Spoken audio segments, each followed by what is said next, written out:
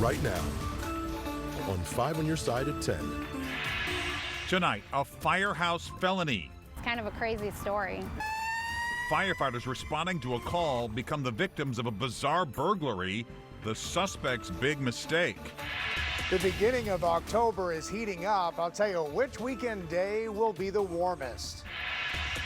Our top story, gone in 15 seconds. A man's car stolen right in front of him. Lock those doors, take your keys out, take your purse out. The crime putting people on alert at the pump. Tonight, Maplewood police are on the hunt for that stolen black Kia and the bold crook who hopped in and drove off. Good evening. I'm Mike Bush. Kelly Jackson has the night off. This happened at a Sam's gas station in the middle of the afternoon. 5 on Your Side's Brent Solomon is just back from the scene with the latest information from investigators. Brent? Well, Mike, police are saying this is a sign of the times and a sign that we have to do more to protect our hard-earned possessions because crooks are ready to strike when you least expect it. It's the crystal clear video that's taking everyone by surprise. Oh my. I didn't even realize it. A man fueling up at the Sam's Club gas station on Hanley when a black BMW SUV pulls next to his car. Within seconds, someone hops out, jumps into the man's four-door Kia Stringer, and takes off. Holy cow. Leaving the man stunned as he watches his own car roll away at the hands of a thief. It was around 5 in the evening Wednesday. Criminals are getting more brazen, broad daylight. Corporal Dustin Hoskins is using this unfortunate incident as a teachable moment for all drivers. Like when I pump gas, I kind of blade my body towards the car where I can see kind of what's going on around me, because things happen in a split second. Pay attention to your surroundings. Take your key fobs out of your car, lock your car doors. If you have a purse, take that out. As police investigate, they now have this video from a nearby car's dash cam to help them crack the case. Hoskins says wherever that car is now, even more eyes are on the lookout. If you're a criminal and you decide to come in one of these well-populated areas, I'm going to say 9 times out of 10, you're on camera. We just collaborate with other departments, and information sharing is big. I mean, it could be a crime all the way across the county, and our detectives are sharing information with detectives that way, south, north, everywhere. I think it's crazy that the people are out here doing that. You can't get gas, you can't go anywhere anymore. A witness tells us that car owner didn't hear a thing until he heard his car speed off. Anyone with info about this crime can call Maplewood Police at 314-646-3617. Developing tonight, U.S. dock workers have suspended their strike and are now back on the job. The work stoppage threatened to cripple the U.S. economy and supply chains. Both sides reached an agreement to pause the strike until January to negotiate a deal. The union and the Maritime Alliance were already able to reach a deal on wages. However, no details have been given. Workers across the East Coast had been on the picket line since Tuesday. The St. Louis Metropolitan Police Department is asking for the community to come out and honor a fallen police officer. Officer David Lee was killed last month while responding to a crash on I-70. A visitation will be held Saturday from 10 until 1 at the Friendly Temple Missionary Baptist Church. A funeral service will follow.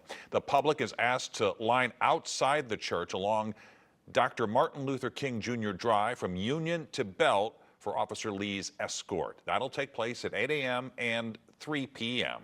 And tomorrow night, the family of Officer Lee is inviting the community to join them for a balloon release. That begins at 5:30 outside North Patrol on Union Boulevard.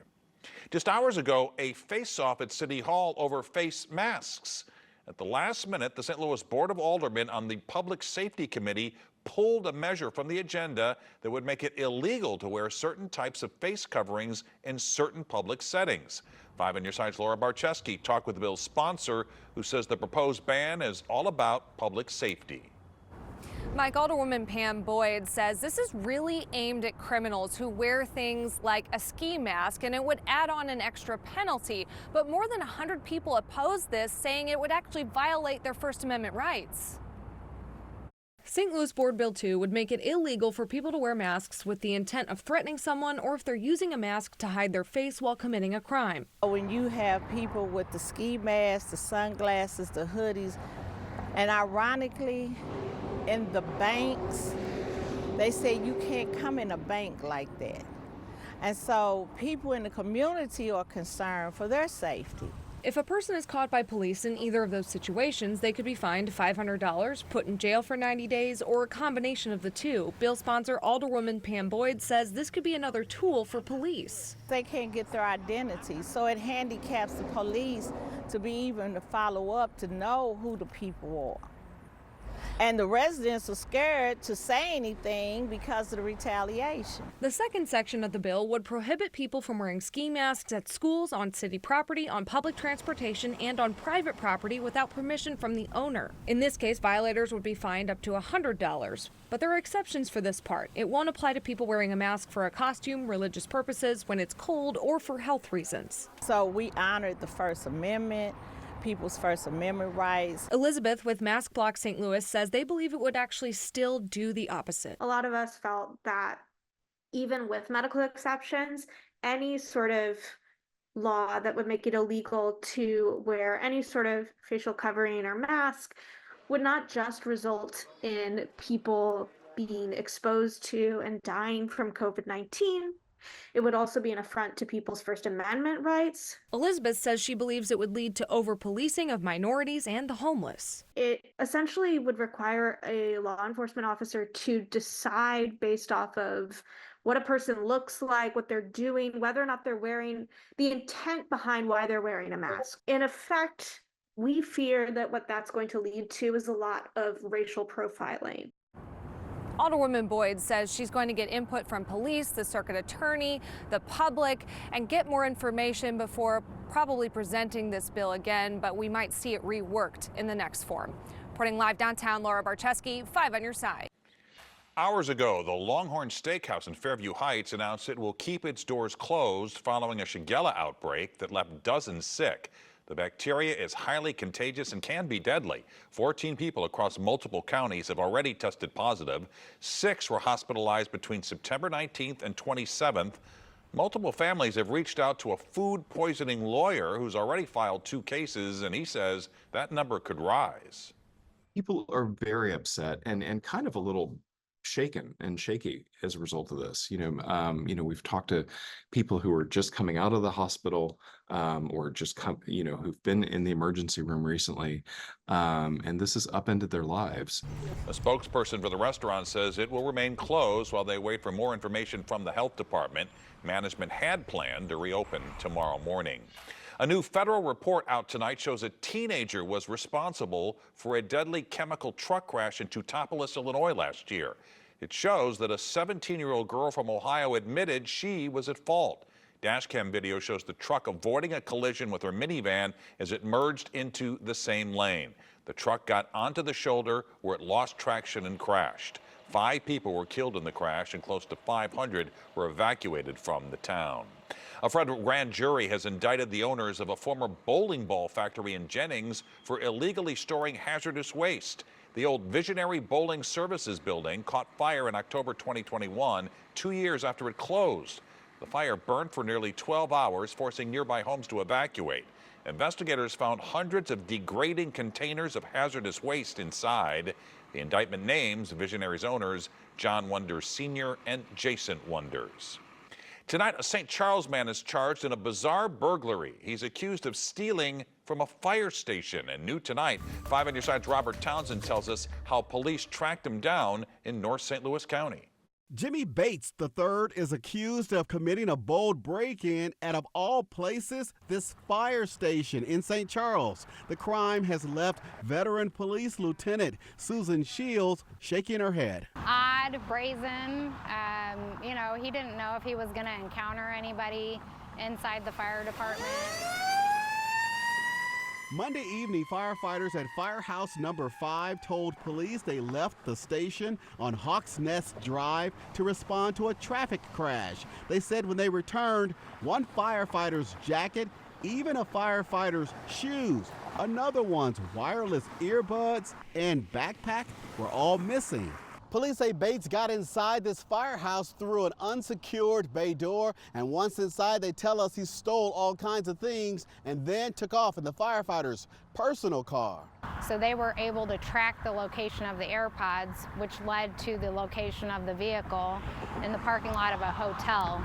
So they set up surveillance on that and waited for somebody to come out to the vehicle, which Mr. Bates did. Police say when they tracked Bates about 11 miles away on North Lindbergh in St. Anne, he was wearing the stolen St. Charles City Fire jacket, sweatshirt, and victim's shoes. Prosecutors charged Bates with burglary, stealing a motor vehicle, and stealing items valued at more than $750.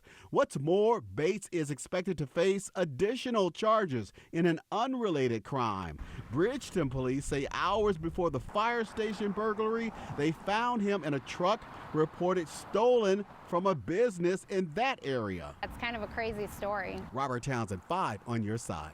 Police say Bates also stole a city-issued handheld radio from that fire station. He's now in the St. Charles County Jail. Tonight, a former teacher in the Pattonville School District accused of child sex abuse remains in jail on a $100,000 bond after making his first court appearance today. 47-year-old Jonathan Strebel is still looking for an attorney. He taught 6th grade at Holman Middle School for 17 years.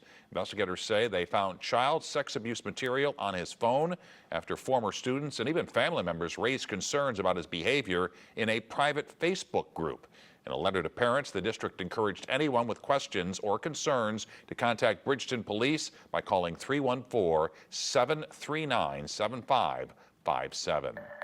A big boost tonight for a clinic helping gun violence victims. The Everytown Community Safety Fund donated $100,000 to the Bullet-Related Injury Clinic. Everytown hopes this money can help the BRIC expand its services throughout the city.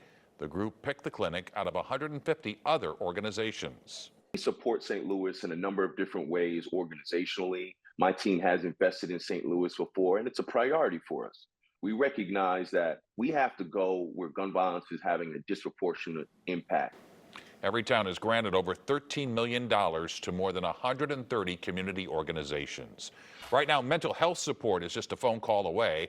Project 5 is teaming up with Behavioral Health Response.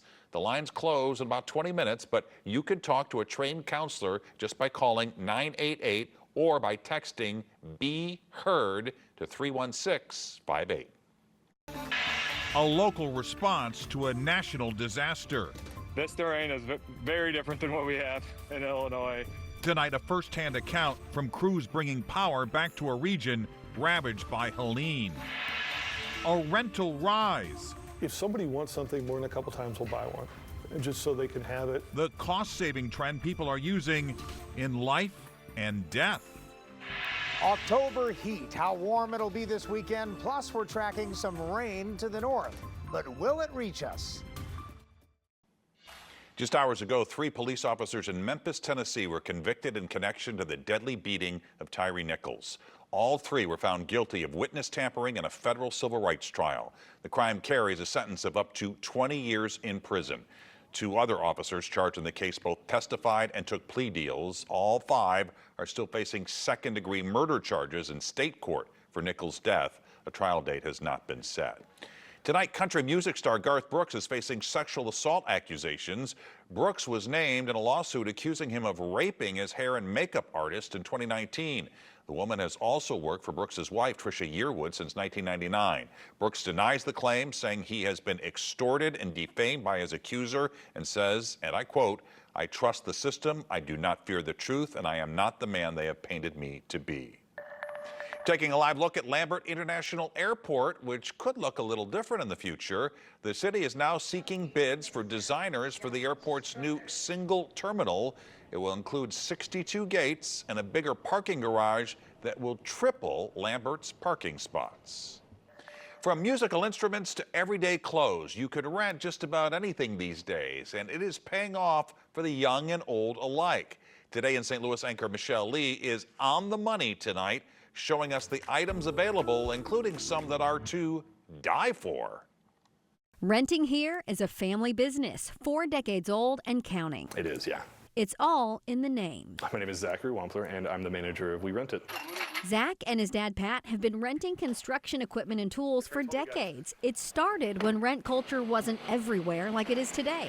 In fact, it's the only small mom and pop shop like it in St. Louis City, and it has a special touch, unlike those big box stores. If somebody wants something more than a couple times, we'll buy one, just so they can have it and they don't have to own it, because it's not only the cost of acquisition, but it's storing it, it's maintaining it. More people, especially the younger generation, are renting. Clothing rentals are expected to be a $2.5 billion industry by 2031. And everything is for rent, from clothes to luxury handbags, even caskets. Yes, you can.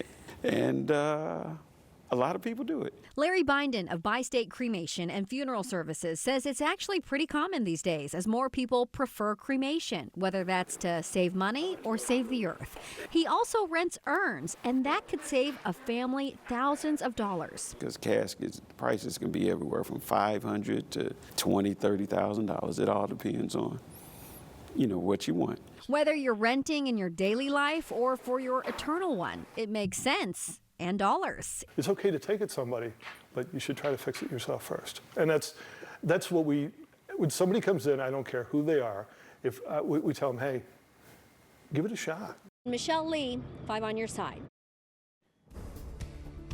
Well, tonight, Hurricane Helene's death toll has risen to more than 200 as crews continue relief efforts in the devastation in the southeast. Among them are Ameren crews from Illinois. They sent us this video from Virginia as they work to restore power to that area. Helene took out power to nearly 280,000 people there. Tonight, around 30,000 homes remain in the dark. But keep in mind, the last ones are the most difficult. Okay, so that's when you're getting into more rural areas. The access is more difficult, like what we were doing today. So it's slow going here. Pick up this last 30,000 remaining as of now. Ameren workers say they'll be in the region through at least Saturday. Scott is off tonight. Meteorologist Jim Castillo joined us now with the weather impact forecast, and the tropics are active again, Jim. Yes, they sure are. In fact, a major hurricane in the Atlantic now. I'll show you that coming up, but no threat to land on that one. But you can imagine everyone in the Gulf or around the Gulf, including the Southeast and Florida, we're just watching this area here, this really unorganized area of thunderstorms. But within 7 days, it went from 30% chance of something developing to a 40% chance now of something developing here. Hurricane season doesn't end until the end of November. Here's Kirk, a major hurricane out in the Atlantic. Winds now 145, a Cat 4, and it's getting stronger. And then now we have Leslie back behind that and likely to become a hurricane. Now winds of 50 miles an hour. Again, both of these storms staying out in the Atlantic. Back here at home, down Market Street, just beautiful. There's the arch right there all lit up. Drought monitor was updated today, so we do not have a drought now, St. Louis eastward. Remember that heavy rain and record rainfall the end of September? That helped out a lot. Then we have yellow, a little bit of dryness, though, in our western counties, and it's going to stay dry. We're watching some showers and storms possibly developing tonight right along this front up in Iowa. And let's check out that futurecast. Some of that cluster looks like it's going to push down close to Pike County. There is a 20% chance of a shower or storm. Pike County, Calhoun County, Greene County in the morning hours or before noon tomorrow. And then that melts away, fades away. Plenty of sunshine out there. And it's 72 right now. So tomorrow, very sunny, and it doesn't look like we have a really good chance of rain. Just watching that cluster to the north. The high today, 82, and the low this morning of 53. Lows tonight about 58 in St. Louis. Southeast wind at about 5 miles an hour. Even Raleigh 57 the other day. It was in the upper 30s. So tomorrow an east wind at about 5 miles an hour. It's all sunshine and about 83 degrees. Again, may see that real quick shower up north. And then Saturday, a warm front moves through the area. And that warm front, look at the high temperatures, closer to 90 degrees. But it's, it's going to be dry, very sunny and breezy. So it's pretty nice out there. And of course, a little bit cooler by Sunday, though, about 83. And then a stronger front comes through here, but we stay sunny and we're in the 70s next week. All right, Jim, thanks. Yeah. Corey is here with sports. Well, the Blues played one of their final tune-ups ahead of the regular season. The Mets and Brewers played an insane playoff game, and the Cardinals won't be the only home team at Busch Stadium next year. Stick around, sports is up next. This 5 on Your Side Sports Report is sponsored by Telly Tire and Auto Centers, driving your way since 1942. The Cardinals season is over. The mornings have a chill in the air this week, and I saw Frank Cusimano practicing his best Doc Emmerich impression in the mirror today. Yes, hockey season is back. The Blues have just a few more tune-ups before the regular season begins on Tuesday. Blues and Stars tonight at Enterprise Center. Second period, Blues down 1-0. That is until Matthew Joseph comes down the lane, ties the game at 1. Later on, Philip Broberg gets his first goal as a Blue. Note up 2-1. Third period, Broberg slapper, Kasperi Kapanen's on it. Look at this, spins around, no look, slides it just past the Dallas netminder. What a goal, 3-1 Blues. Stars did tie it to force overtime, but in OT, Robert Thomas and Jordan Kyrou, that's a winning connection we've seen a few times. Blues win 4-3.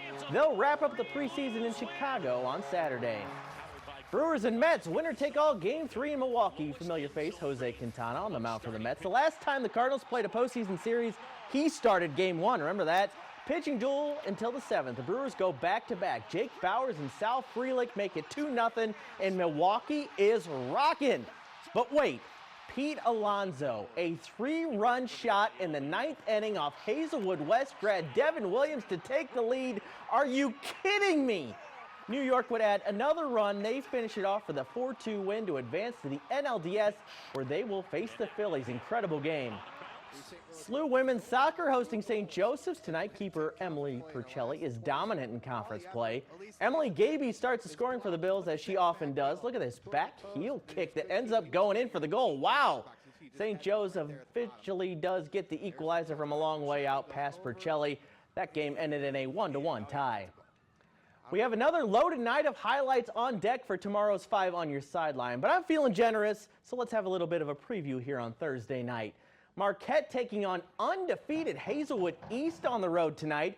Some play action coming up from the Mustangs. Gets them in the end zone. Caden Thornberry to his big tight end Cam Kosman. Marquette on top. But Hazelwood East, Arif Shakur would break off one of the runs of the year. 70 yards, fighting guys off the entire way down the sideline and eventually into the end zone. What an effort there. East defense would show up as well. Samaj Flowers going to tip it up and then bring it in for the interception on his own. However, Marquette gets the 24-17 win on the road to end East's unbeaten season. The first road test of the year looms for Mizzou football on Saturday against Texas A&M. We've talked all week about the kind of challenge it is to play in Kyle Field. However, the Aggies have allowed an average of 17 points in 3 games at home this season, 2 of those games to subpar competition.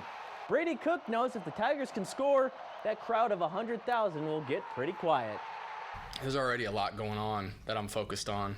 Most of the time I'll come off the field after a series and I'll forget the crowd was even there. Obviously the noise is there, and that's a challenge for communication and different things like that. But as long as we can stay dialed in when we're out there and we're not letting it distract us and we're focused on what we need to be focused on, the noise is the noise, but you score points, they'll quiet down. Speaking of Brady Cook, you can hear him break down the game against A&M right here Sunday on Sports Plus. We'll also have the story on trainer to the NBA Stars Drew Hanlon and a sit down with the Post-Dispatch's Ben Fredrickson. That is Sunday night on Sports Plus. Finally, some very important late breaking news tonight. Banana Ball is coming to Busch Stadium. The Savannah Bananas, the baseball equivalent of the Harlem Globetrotters, are bringing their fast and fun take on America's pastime to St. Louis in 2025. The Bananas will play games at Busch on April 4th and 5th next year. You can enter the ticket lottery list from now until November 1st. Those are going to be very popular tickets. Yeah. All right. The new item at Costco that is weighing down the shelves, the precious item you can get your hands on. Coming up next. Well, together, you and I have been raising money to help kids and adults with muscular dystrophy for almost 40 years. But today I got to present a check.